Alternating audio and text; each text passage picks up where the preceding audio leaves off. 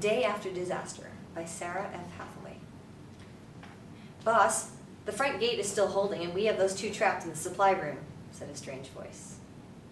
They haven't been captured yet? Another voice asked. No, but, the first voice replied. But what? Said the second voice roughly. Erica's sense of reality was slowly returning. She realized she wasn't dead, but what had happened and where the heck was she?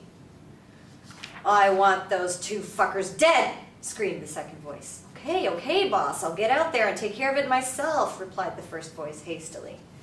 You're darn right you will. Oh, look, the bitch is starting to wake up, said the second voice. He had noticed Erica starting to move. Just let me do her now, boss, said the first voice. Erica heard a click of a gun cocking. No, stupid. I've been waiting for this too long to kill her quick. I'm gonna have fun with this whore before she dies. Erica heard the man walking across the room. Hey, bitch, you awake? He said harshly. Erica slowly and painfully opened her eyes. They felt swollen, and when she tried to move, she realized she was tied to a chair. Through the swollen slits, she saw a darker-skinned man with a scar on the bottom of his chin staring right into her eyes. She knew him immediately. It was Doug Pennington, the leader of the gang. Well, hello, sweetie. Comfy? Doug said softly. Erica didn't reply. She looked around the room. It was built from old building pieces that had fallen during the quakes. It was lavishly decorated with large area rugs on the walls and floors. The room was partitioned by a rug as well, and she could see that behind it was obviously a sleeping area.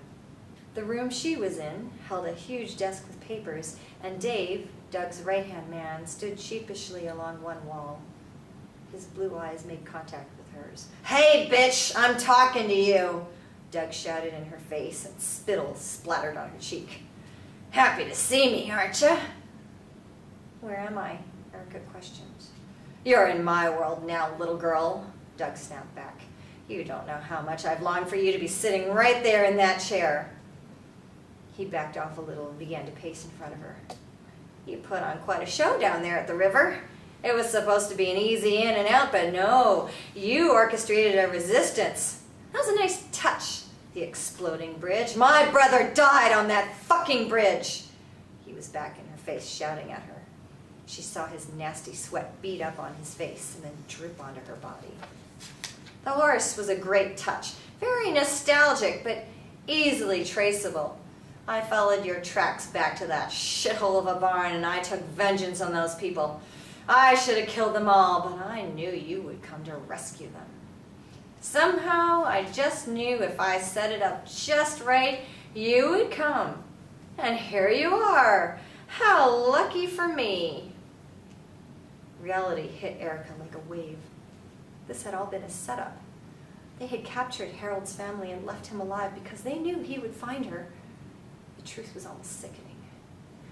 Erica turned white with rage. Fuck you and your dead brother, Erica snapped as the anger over his attack on Henry and Carol welled up inside her. She spit in his face. Doug punched her across the mouth, causing her head to snap sideways and her chair to fall over. Blood poured from her mouth onto the floor. She could do nothing but lay there and wait for his next move. Just let me fucking kill her now, Dave shouted as he bounded across the room. He drove his gun's barrel into the side of Erica's head. Knock it off, you stupid fuck. Doug smacked Dave across the head. I told you I was gonna savor this kill. Get yourself over to that supply room and kill those bastards. Now! Doug shouted back at Dave. Dave left in a fury. Erica's eyes followed him as he left. She was terrified for Vince and Greg's safety. Erica heard the door slam as Doug abruptly set her back upright in the chair. She was face to face with him again. Now, where were we before that mouth of yours got you into trouble? Oh yeah, I was telling you all about how you led me straight to that beautiful cache of supplies. So, my fiery little bitch, what's your name? Doug grabbed hold of her chin and looked straight into her eyes. Fuck you!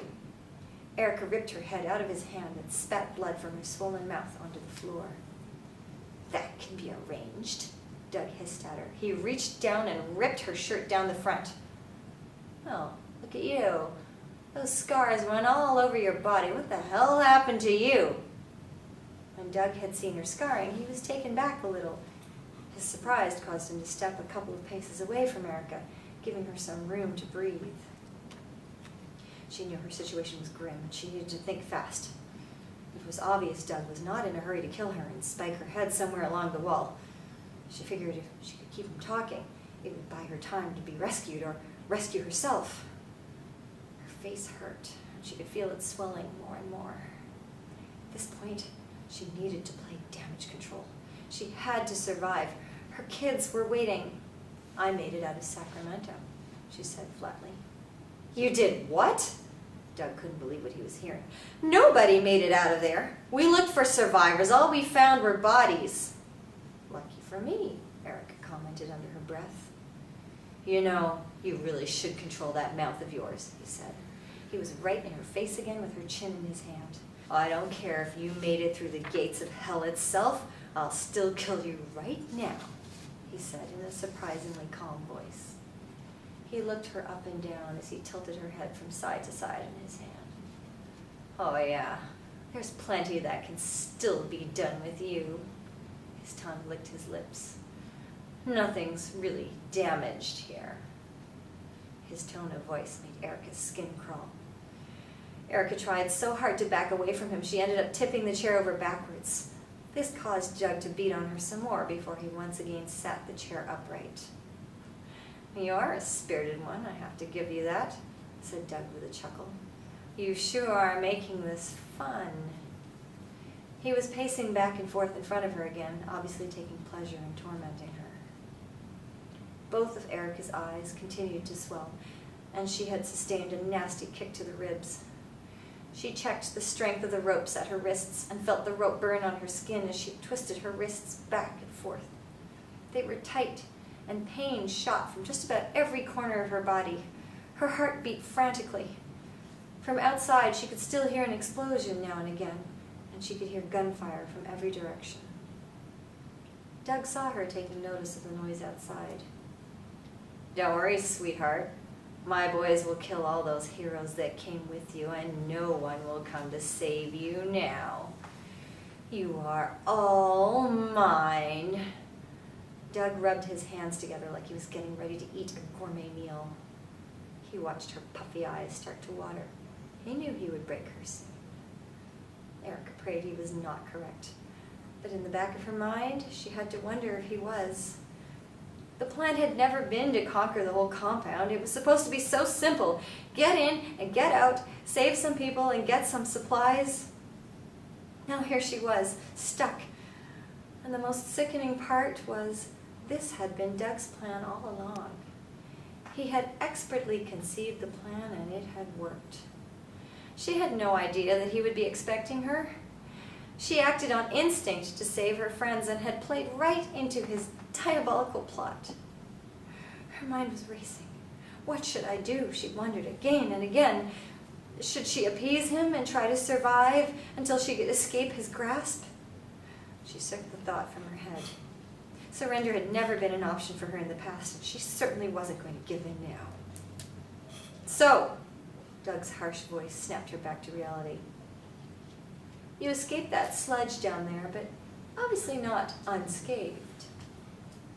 He was calm and curious now.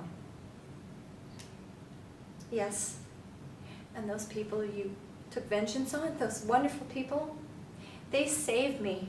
They found me and rescued me. They didn't lock me in a cage or make me a slave. They helped me and sent me on my way back to my Erica realized she was saying too much. She had got caught up in her anger over how this monster had devised this plan and how he had treated Henry and Carol and all those people, even children. Back to your family? Doug had caught the slip-up immediately and pounced on her weakness. And were they alive? He paced vigorously in his delight while his mind worked on the implications of her statement. No, they were dead. Even my baby boy, Erica lied, trying to sound convincing. Doug paced around her chair like a shark smelling blood. Finally, he leaned down so he was in her face again. You want to know what I think? I think you are lying. You went back home to your little family. You found them, and now your man is here, isn't he? Doug's brain was racing now. Maybe he could have a lot of fun with this. Killing her husband in front of her would be the ultimate humiliation. She would have to submit to him then. He was pacing again. Erica was horrified as she saw a look of realization come over his face. And I know where she is. Erica's eyes widened. Oh yes, my little pet, I definitely know where he is. He rubbed his hands together again. I saw your eyes when I told Dave to go kill those men in the supply room. You look fiercely concerned. He is one of those guys, isn't he? I don't know what the fuck you're talking about. She angrily spat out the words. I told you my family is dead. Erica was doing her best to sound convincing, but she had never been a very good liar. Of course I would be concerned about my friends. She continued desperately trying to convince him. Oh, but I think you know exactly what I'm talking about. Now you just keep your fine self right there and I'll be right back. Doug was excited now. You're a fucking monster, Erica shouted at him. Bitch, you ain't seen nothing yet. Doug seized as he slammed the door. Erica found herself alone. What had just happened? That monster was going after Vince. Pain coursed through her body. She took a deep breath and winced from the sting in her ribs. She wanted so badly to just give up. She had endured enough pain for 3 lifetimes. But something inside her said no. This was her chance. What was she going to do? She examined the chair she was tied to. Frantically, she pulled at the ropes on her wrists until she could feel the blood trickling down her hands. There was no working her hands free. She was tied to the back legs of the chair. If only she could break those legs. She rocked the chair so her feet could just barely touch the floor, and then she jumped and tried to make the chair land on the back legs. She hit at a horrible angle and fell hard on her side. The pain shot through her. Now she was down again, and there was no one there to pick her up. The pain surged through her battered body, but she had to get up. Working with her tippy toes and fingertips, she finally rocked the chair upright, and she was on her feet again. Erica feared the pain from another fall, but knew if she could just break those back legs, she would be free. She worked up all her courage, jumped off her feet, and threw all her weight into landing on the back legs. It worked! She heard a loud crack as her hands broke free. She quickly brought one to her mouth to wipe away the blood, sweat, and spit. The rope had been so tight her hands were still tied to the broken chair legs. She worked at the knots with her teeth, and soon her hands were free. She quickly untied her legs. There was no time to lose. Any minute now, they could be coming back through that door. She stood up. The adrenaline was pumping through her battered body now, and she felt no pain. She thought about running out the door, but what about Vince? She couldn't risk the chance that Doug would come back with Vince as his captive, find her missing, and kill him in his rage. She was thinking frantically. She needed a weapon. She scanned the room, but saw nothing. She rummaged through the desk, but it was just papers and pens. The thought, the pen is mightier than the sword, ran through her head. She didn't think that would be true in this situation. Erica ran to the back sleeping area. There was a bed with silk sheets. Erica spit a bloody mouthful of saliva on them in disgust and continued surveying the room. There was a table with a sawed-off shotgun lying on it. She ran over and grabbed it. When she broke it open to check for ammo, there was only one shell inside. Oh shit, Erica said to herself as she looked for more ammo. She found none. Well, this will have to do. She quickly hid behind the door to the outside. She waited. She remembered hiding behind her bedroom door, waiting to ambush her unsuspecting son. She would jump out and yell, "Boo!" He would be completely surprised, and Erica would laugh and laugh at her joke. Hoping this strategy would work, she listened closely for movement outside. She could hear shouting from out in the camp. Every hair on her body was standing on edge. In her moment of calm, she felt the pain in her face, causing the muscles to twitch. Her wrists burned where the ropes had been tied tight. She tried to steady her breathing, prepare for the encounter. Then, from out of nowhere, the door was thrown open. It smashed into Erica, but she held perfectly still, holding her breath. Two men with their hands bound were thrown through the door and fell with a crash onto the floor. Erica could see instantly it was Vince and Greg. They both appeared to be badly beaten. Vince looked to be on the edge of consciousness, but Greg fell into an unconscious heap on the floor. His sarcasm must have earned him a much harder beating. "So, you stupid whore, which one of these bastards is your husband?" Doug fumed as he strutted through the door.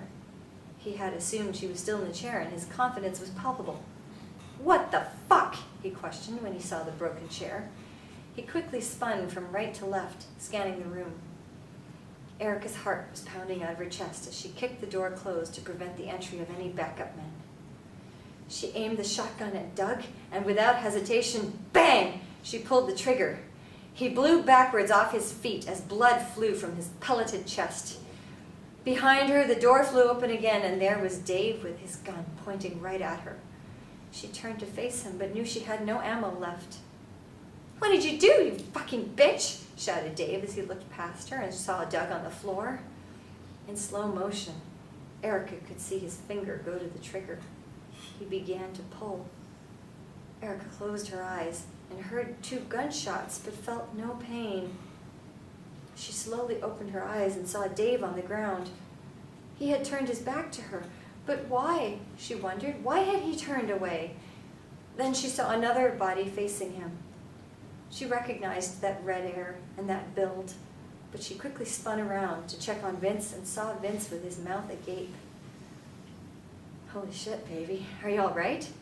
Vince, lying on the floor, was in total shock and awe of his wife. "I'm all right, but I think that was Henry. He saved me again," Erica said, in shock herself from the chain of events.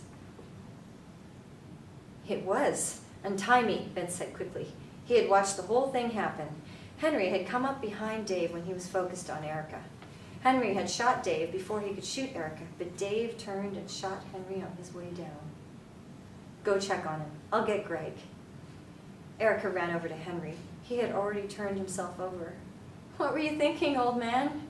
Erica jested with tears in her eyes. She could see this was very bad. The bullet had ripped through his chest. "Now, don't you cry for me," Henry sputtered. He was choking on bubbly blood coming out of his mouth. "I wasn't going to let you youngsters have all the glory. Listen, you just go on surviving. You youngsters are the only hope." He exhaled one last time and his spirit left him. Erica leaned over and whispered in his ear, "Thank you." She closed his eyes with her hand. Vince was there with her now. He was supporting Greg's weight on his shoulder. "Erica, look!" he gasped. As Erica looked up, she could see a red sun rising in the east. It cast its light down upon a group of people cheering in the camp. It was over, and they had won. The prisoners had mustered their strength, armed themselves, and come in upon the gang full of fury. The people of the camp had decided that this was their chance to escape Doug's monstrous rule, and they helped the prisoners to overrun the remaining gang members and let the other fighters that were out front in. The people had taken their freedom, and Doug was dead.